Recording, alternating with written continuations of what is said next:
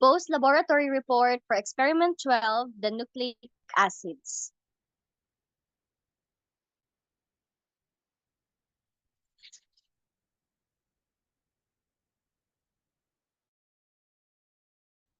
Next, please.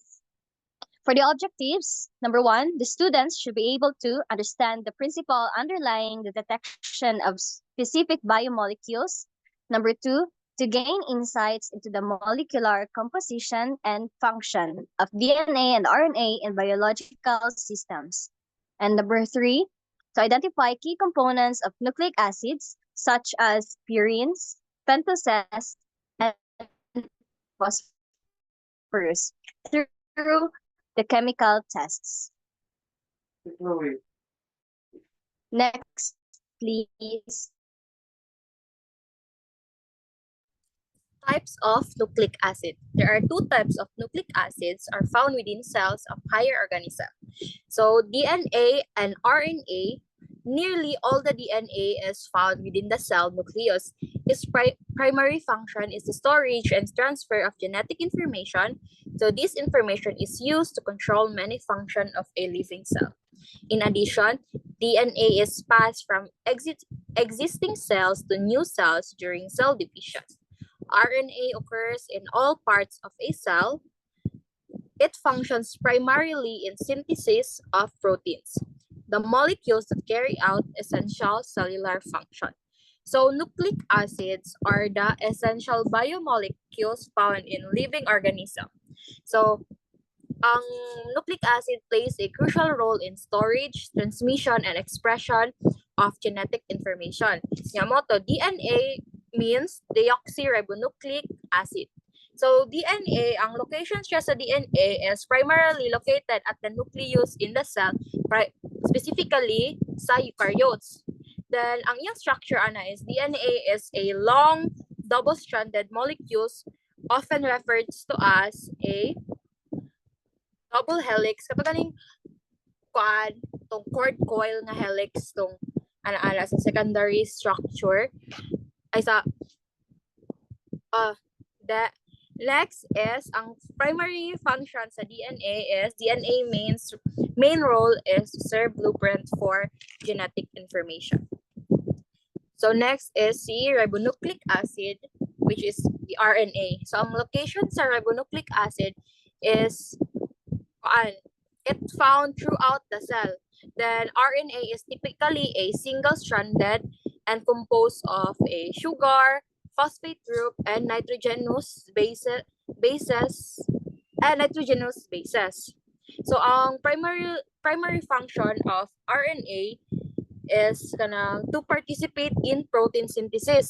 So a process in which RNA nag-acts as a intermediary between the genetic instruction encoded in DNA and synthesis of proteins. This involves katong multiple types of RNA.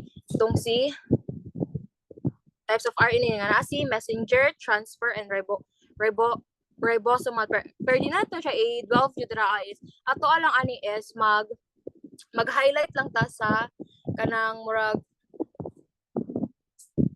mag-highlight lang ta siya kanang murag overview lang yun siya sa all about nucleic acid. Then so in summary, DNA and RNA are both kanang integral sa functioning of the cell. Moto ang DNA nagahold siya og genetic blueprints ensuring the inheritance across generation, while ang RNA translate these blueprints into an active protein essential for life.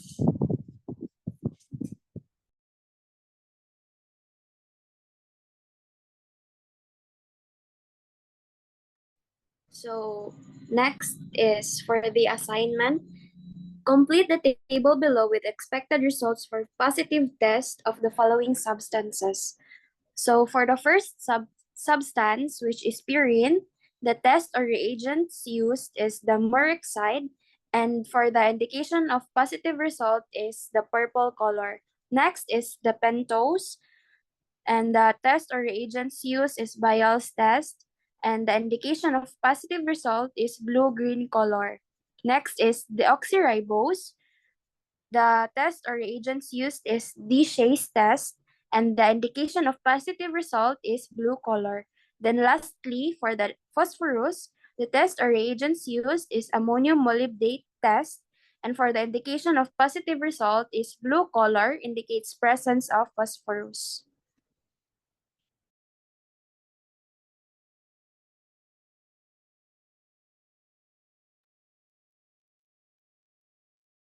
Draw the structure of DNA and RNA and label the components as sugar, base, and phosphate. So makita nato sa screen na dira ang structure sa DNA and RNA. As we can observe, sa DNA we have the double-stranded helix, and it is composed of two strands nga mo na siya nag-form sa iyang double helix. And then nadira ang sugar, which is sa DNA, deoxyribose ang iyang sugar. And then the base, which is kanang adenine, makita na to mga lahi-lahi nga color dira sa tunga, murag kanang kung kumbaga kung sa ladder ba kanang iyahang tamakanan, mao na siya ang base nato, which is composed of the base pairings. I mean the nitrogenous base, which is the adenine, the guanine, the thymine, and cytosine.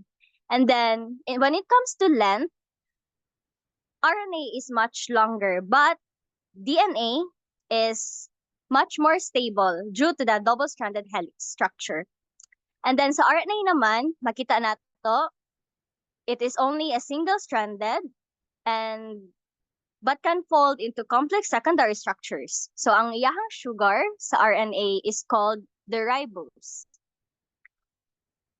And then the bases or the nitrogenous bases nga ang naa sa iha is adenine, uracil, cytosine, and guanine. So ang makita nato nga wala na thymine, it's because uracil replaces thymine. So again, sa length, shorter than DNA, often just hundreds to thousands of nucleotides, and then the stability less stable due to its single-stranded nature and reactive hydroxyl group in ribose. Next.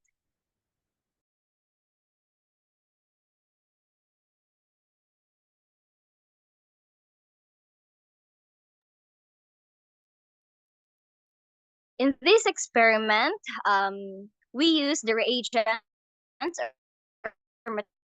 materials, liver,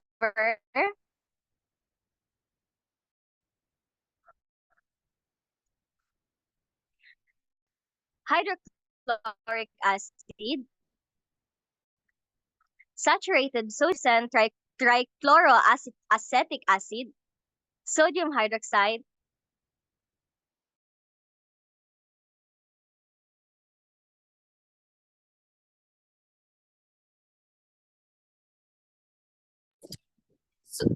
two normality sodium hydroxide, arsenal reagent. Next is concentrated HNO3, ethyl alcohol, acetate buffer, diphenylamine reagent, molybdate, naphthol sulfonic acid ether, and 10% copper sulfate. So for the apparatus, we use blender, graduated cylinder 10 ml, centrifuge tube, glass rod, test tube holder, water bath, droppers, beaker 100 ml and 250 ml, test tube brush, beaker 100 ml and 250 ml, test tube brush, crucible tongue, test tube, hot plate, thermometer, test tube rock, wire gauze, and evaporating dish.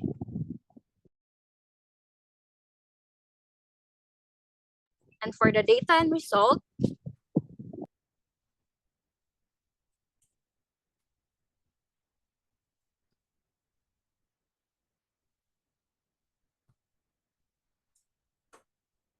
so for the data and result is good day everyone. I am Marilyn Ruedas reporting the extraction of nucleic acid from liver. So the definition of the extraction of nucleic acid from the liver means taking out the DNA or RNA from liver cells. It involves breaking open cells, getting rid of unwanted parts like proteins, and then cleaning the DNA and RNA so they can be studied or tested. The positive result kay mag-result siya og clear or slightly cloudy solution after the final centrifugation. Ang observation namo kay since wala namo ni siya na perform, so gikuha ra namo ni siya sa 2A. So mo nilang observation, a clear cloudy solution with brown precipitate, and a part of the parts that precipitate obtained after homogenization, centrifugation, decantation. The cloudy appearance of solution is likely due to the nucleic acid that have been dissolved in it.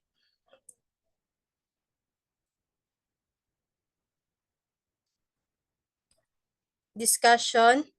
The extraction of nucleic acid from liver involves isolating the DNA, RNA from cellular components. So the process can start siya by homogenizing liver in water, followed by adding the 5% of trichloroacetate acid. So ang trichloroacetate acid kay mag-help siya para mag-separate sa protein from nucleic acid in liver. Then mo po ni siya ang ga-clean sa sample, making it easier to extract the DNA and RNA.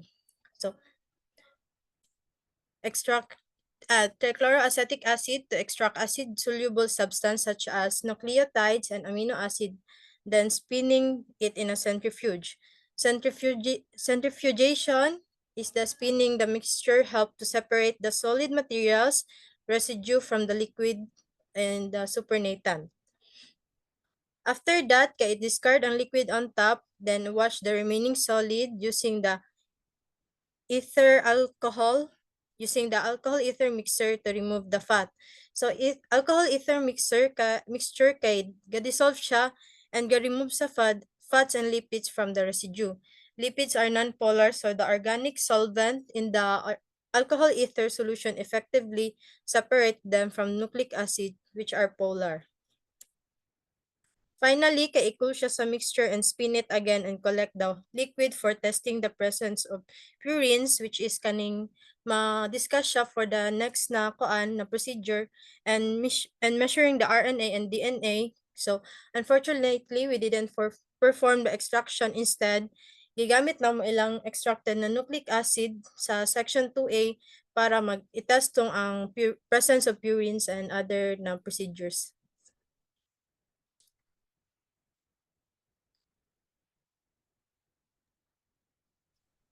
So mo ni ang mga ang mga result gikan sa 2A, which is ang group 1 kay brown precipitate cloudy brown solution, brown precipitate clear solution, brown precipitate clear and translucent solution, brown precipitate in cloudy solution, and brown precipitate clear solution.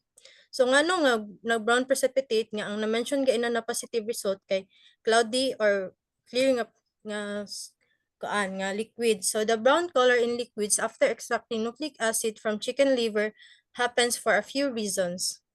Kaya tungod siya sa pigments because chicken liver has pigments like hemoglobin and myoglobin, which can mix with the liquid during extraction and add a brown color.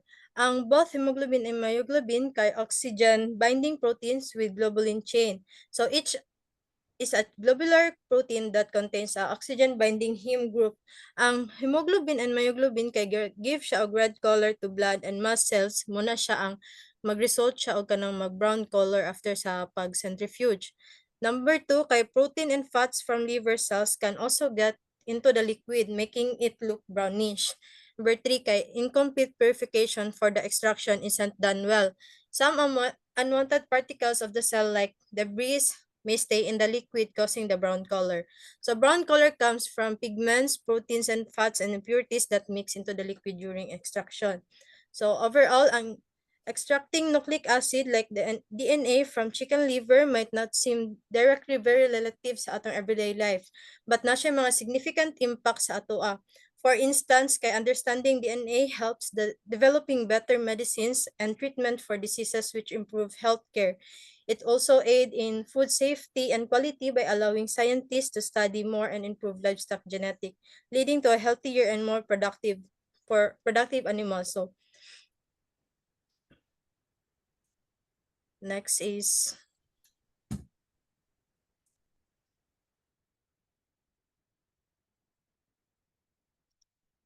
Next is the test for purine. So before ko dive deeper sa data and results, tunan sa nato what is purine. So unsa man atong ginatest?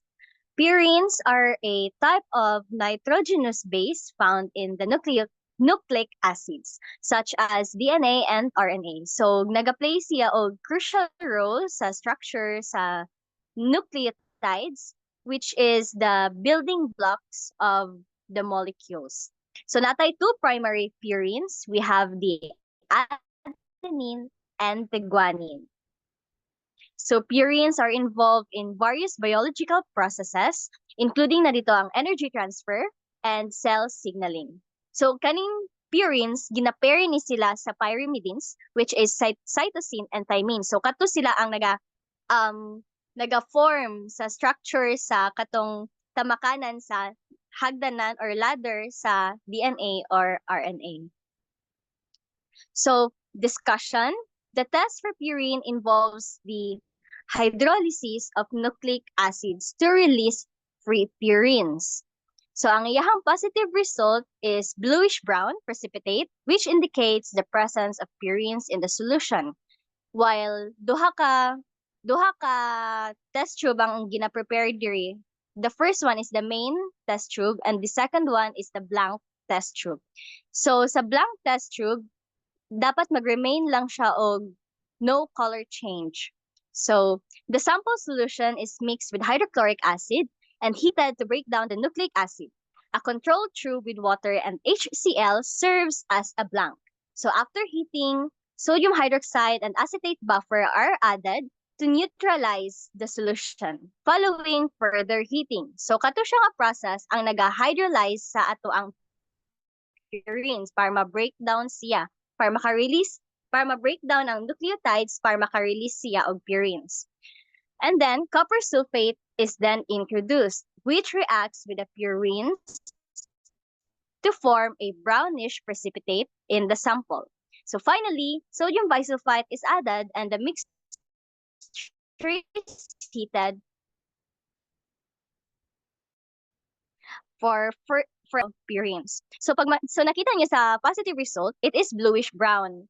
But then, pag tanaw ninyo sa, at amo ang picture din haas sa results, it is only a brown. So nga naman, nga ingana siya. Light, ang light brown indicates that is still positive result. The formation of precipitate suggests that ang copper salting in a complex that produces a color change. So kung bluish brown ang iyahang precipitate, that means higher concentration siya of purines. While if it's only light brown, then there is still purines but in lower concentration lang siya.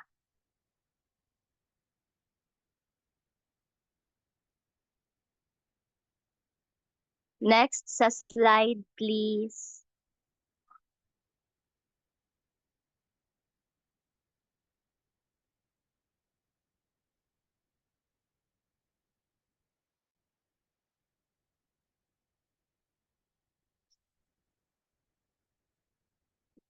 So makita ninyo din hiya sa group 1 na sila brown precipitate, which indicates na purine is present. Sa group 3, still na ay brown precipitate. Sa group 4, however, wala sila pink and no precipitate form. So there is no presence of purine sa ilahang test tubes, which indicates negative results.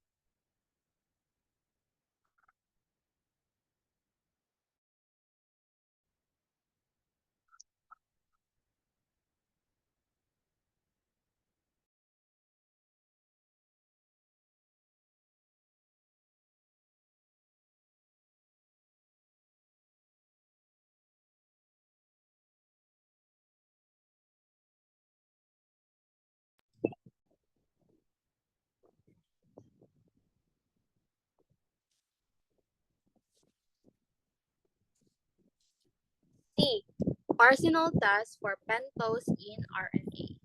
Discussion. The Arsenal test is used to detect pentose. So, what is pentose? Pentose is the sugar unit of nucleotide. So, the test involves diluting the nucleic acid solution, adding Arsenal reagent, and heating the mixture. The appearance of a green color indicates the presence of pentose sugar, confirming the presence of RNA. The development of a green color in the test tube after adding the Arsenal reagent and heating indicates the presence of pentose. These positive results confirm the successful extraction and presence of RNA in the samples, as pentose are specific to the RNA structure and in our experiment, it yielded negative results, so our solution just stayed yellow. So, mao ni siya ang amuang na-yield nga result. So, in the left side is, muna siya itong pagsagol pa ni mo tanan tong liver extract, water, and Arsenal reagent. So, di ba, yellow na siya daan. So, nag-yellow na siya tungkol kay ang Arsenal reagent is, ang solution niya na color is yellow. Mong yellow na siya. So, we need to get a positive result which is green or blue color. So, the liver is, so nganong liver ang ato ang igamit sa test for an RNA. So, the liver is kanang rich in nucleic acid and their constituent sugars. So, RNA contains ribose, which can detect by the Arsenal test liver extract, therefore provide a kanang good. So, liver extract provides a good source of these sugars for the analysis. Next.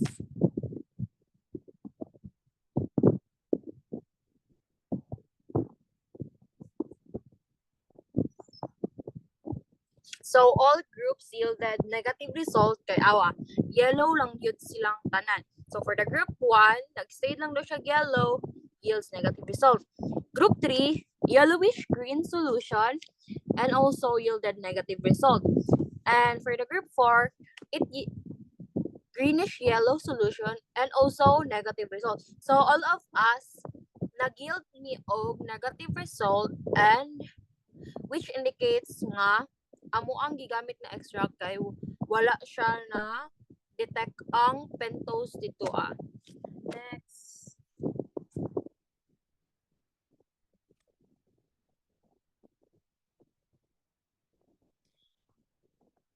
So, dinhi nag-search ko og kanang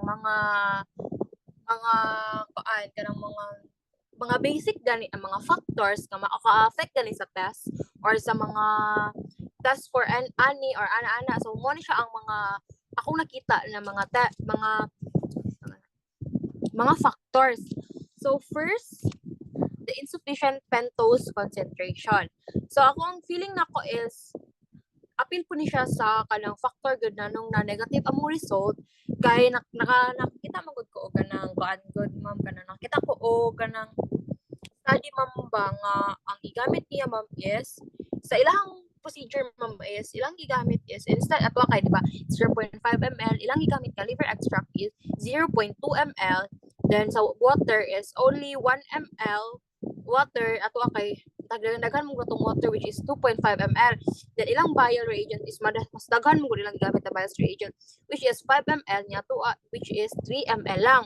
Then feeling ko nako is katupog ganin sa pag-centrifuge, diba ang kuan matukod dahay ang kanit test tube ni siya ma'am. Di ba pa after mag-centrifuge ato kay nato siya mga extract diri sa baba. Then na siya murag water din sa taas like katong para sa gipakita na picture sa A, moto siya niya, kuan rin niya. Ang ingon ato sa procedure, idikanto nimo ang katong nagawas na ay mga nabilin nga fluid sa taas, gidikanto mo, then add 10 ml of water. Nya mo na to siya ang i-storage sa 2A.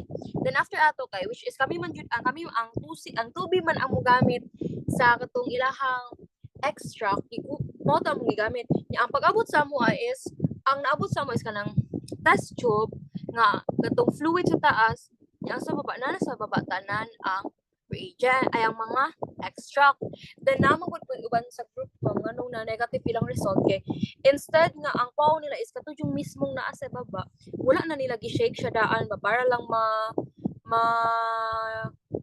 makuan ang duha, ma-mix ang duha. So bali ilang nakuha lang is pure water lang mao pud kurutong na negative result kay which is kanang nakulangan ang concentration sa liver. Ilang ram instead na katong makuha sa ilalim is katong na ay extract ang nakuha lang man nila is ang water. Mo to siya sa first factor. Next is sa degraded RNA sample. So ang RNA daw is kanang ma-degrade lang do siya quickly if not properly stored or handled, especially if exposed na sa RNases or improper. So kung dili siya matarong o kanang gani store, dili na kayo siya degraded niya. Kato mo kayo basin guro wala lang siya natarong o kanang pag-storage gikan pa lang sa pagbuhat kay di ba morning man sila lang buhat ani din pagkahapon mga unsa pagud oras amo mga alas 3 pa din mo guro tong wala ko siya natarong og storage pag abot sa amo is kanang dili na kay siya na concentrated enough ana. So, improper reaction condition. So, the arsenal test requires specific kanang condition including the right concentration of acid and the right temperature. If the reaction temperature was too low or acid concentration was insufficient, the reaction might not have progressed properly, preventing the green color form. Kani po siya, ganing sa importance po siya sa pag-boil. Di ba ang kani siya kay first nga na procedure ani is di ba sagol tanan imo siyang i-heat nimo siya sa water bath ya kita ato di ba ang test for katong sabi ang giingon dito boiling water man siya di ba ang sabi boiling water siya i-heat ya karon kay ang namo giuban sa mga grupo nga nagsabay ba ang gibuhat ang B ug ang C which is ang katong B nasagol silang duha ang sabi kay boiling water man so ang sipod mura po siya nabutang sa boiling water mao guro tong wala man pud siya nakabutang nga specific nga temperature kung unsa ang gibutang kung unsa ang need na temperature exact na temperature sa pag-boiling mao guro tong wala gyud ta nag-yield og positive result. So next factors is kanang old or improper reagent. So kanang that reagents used in the arsenal test such as arsenal kay basigan ng na degraded na siya or less reactive na kanang dugay na gani kaayo siya. So this would affect the sensitivity and accuracy of the test. Then lastly is kanang contaminants in the sample. So the presence of contaminants such as kanang mga other substance could interfere with the reaction. So kanang makaprevent siya sa formation of green color. So kani amo if the reaction remains yellow, it's likely that one of these factors or any factors na disrupted na siya maong naka-prevent sa green color. Then kani dayong diri sa kilid mo ni siya ang kanang mag-yield jud o kanang positive result. Gikan ni siya sa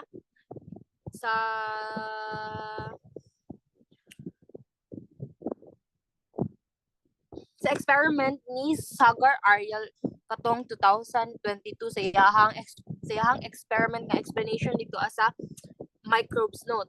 So first, di ba, negative. Kaning negative, ingani ang color sa ato ang mga nakuha, which is kanang yellow, nya, na pagka-greenish gamay. Then sa next is kaning yapog mo siya brownish, negative lang yapon na siya kay negative yapon siya niya. Ang naka-yield yung positive result, dapat ang among makuha nga test tube color is kani jud siya dapat ning naka-color blue kay para ma-indicate jud namo ang kanang para detect jud ang pentose.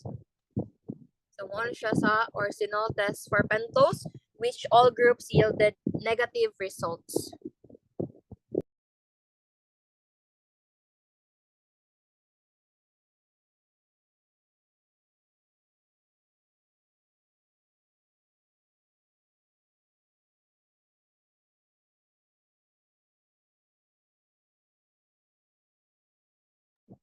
Good evening, ma'am. I am Marinal Valiente, and diri ko na assign for the test for phosphorus. And there is a letter D is test for phosphorus kay wala ni siya na perform. So ang kaning gi-provide diri namo karon is only theoretical results. So first, what is the positive result? Ang positive result niya kay nag-yield siya og blue or blue-green color confirms that phosphate ions are present in the sample. So ang observation niya is the test for phosphorus, the solution initially blackens or chars when heated with sulfuric acid. So kani siya mo tong first step, tong sa first procedure pa lang, mo nito siya ang number 1 nga ang katong gi-add dito nga sa pag-test niya is mo tong nag-blackens, mo to siya ang nag-breakdown sa organic material. And upon adding sa concentrated nitric acid and giheat siya, mo tong nainigawas nga brown fumes and nag-release. And upon adding the nitric acid, mo to siyang dapat ang solution nag-clear. And then, indicate po dito sa manual na if wala pa siya nag-clear, magsige daw gyapon dungag og nitric acid until nga mo-clear siya. And then after, if ni-clear na ganitong solution, and then i-add na din ang molybdate naphthol sulfonic acid reagent, and then dito na makita nga the solution turns blue or blue-green nga nag-confirm siya sa presence of phosphate ions. Bale, ang kaning blue-green or blue solution as makita ninyo diri sa gilid sa picture, mo ni siya ang positive result nga nag-form jud siya pinaagi sa phosphate ions, nag-react siya sa molybdate in naphthol sulfonic acid nga nag-produce siya blue or blue-green color. And this molybdate reagents reacts with phosphate ion to form a complex that produces blue and indicate ni siya sa presence of phosphorus as what I have said earlier. So, mo to nga dapat ang ihag yung color nga mag-yield is blue or blue-green.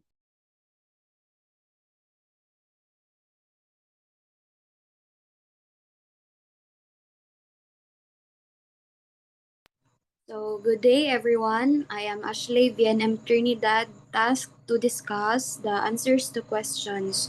So, number 1, what is sickle disease? What causes it? What is the difference in the shapes of the red blood cells? And what effects does this have on their ability to carry oxygen? So, sickle cell disease is an inherited blood disorder. So, meaning namamana siya, caused by a genetic mutation. So, genetic mutation means nga kanang naay change of sequence sa DNA.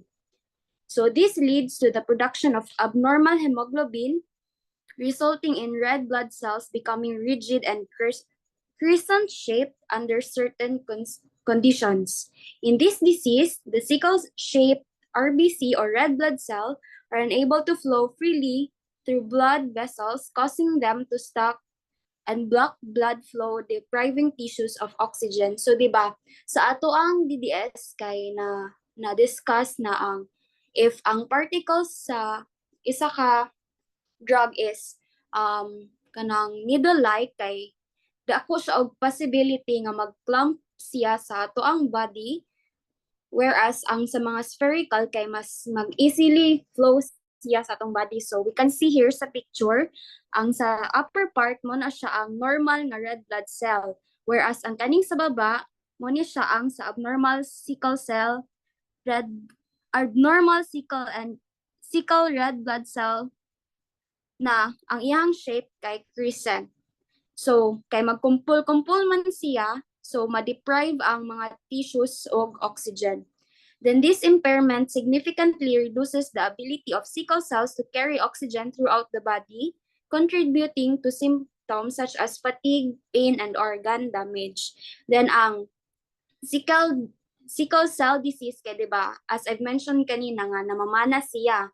Then it is inherited in an autosomal recessive manner, meaning ang child kay dapat makuha niya ang traits both sa iyang mama o sa iyang papa.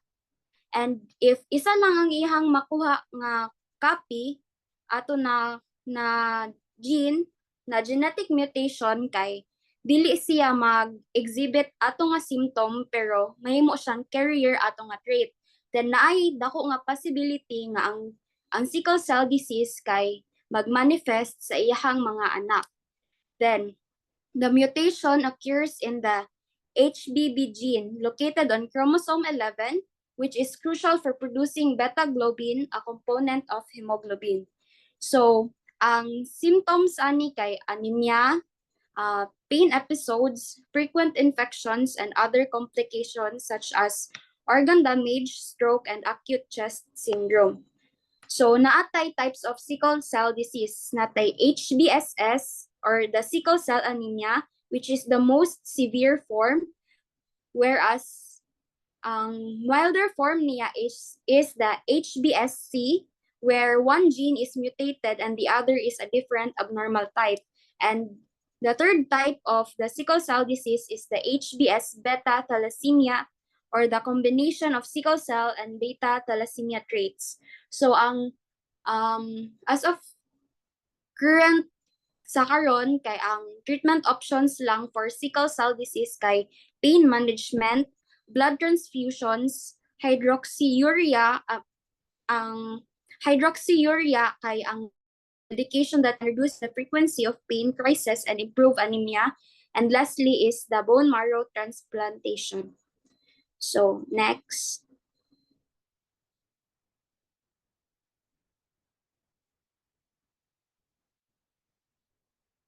So for number 2, the insertion of wrong nucleotide into a DNA code group could result in mutation, recombination, splicing, or cloning. Explain.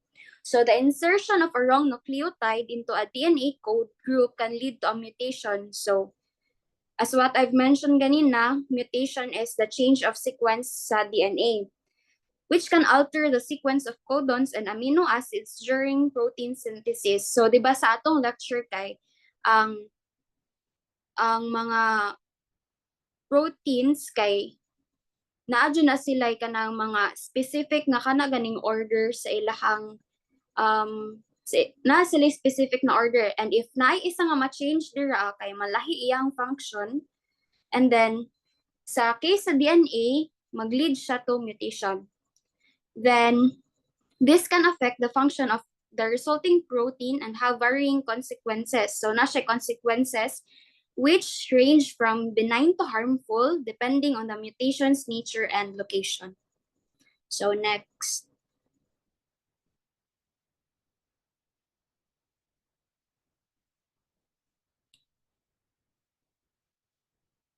So for the conclusion, in these experiments, the extraction and testing of nucleic acids from liver tissue involve a series of careful, controlled biochemical procedures that help isolate and analyze DNA and RNA through various tests like purine test, which is ang iyang positive result kay bluish-brown para ma-detect ang purine. Next is like through various tests like purine test, which confirms the extraction of nucleic acid, then arsenal test, which ang iyang positive result is green to brown, which identifies specific components like purines and pentoses, and the phosphorus test, which iyang positive result nga dapat ma-obtain is yellow or blue. Kani siya nga test is naga-detect og essential elements like phosphorus, which are vital for various fields. Next.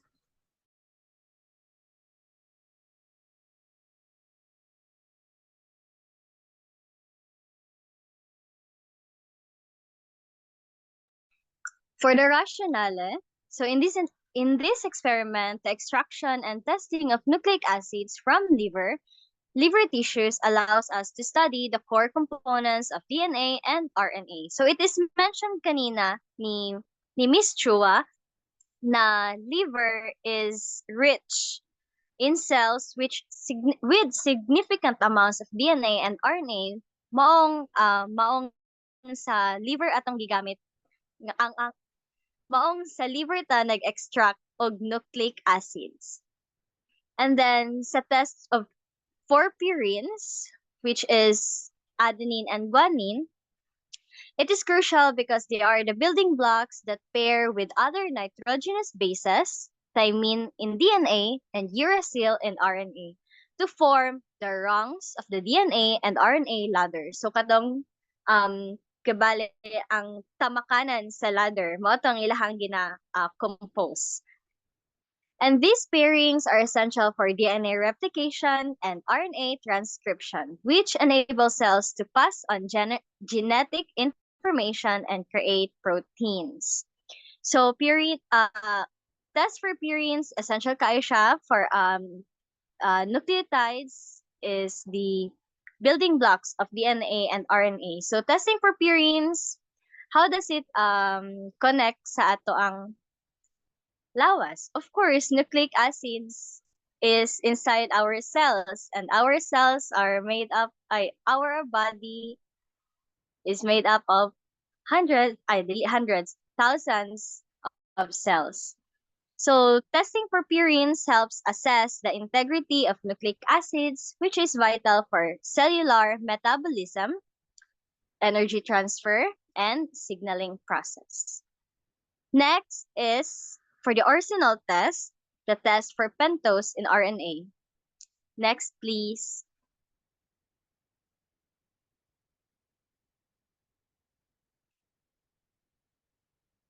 Yes. So pentose is a type of monosaccharide or simple sugar.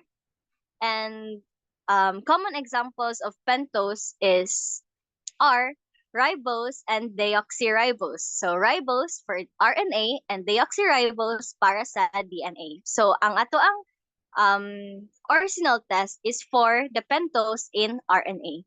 So ribose it is the form part of the backbone of RNA molecules. So sila ang nag-provide structure o stability sa RNA para ma-perform niya ang iyang function which is translating genetic instructions. So understanding RNA composition is important as it aids in studying the gene expression and regulation and the fundamental process in cellular functions and responses.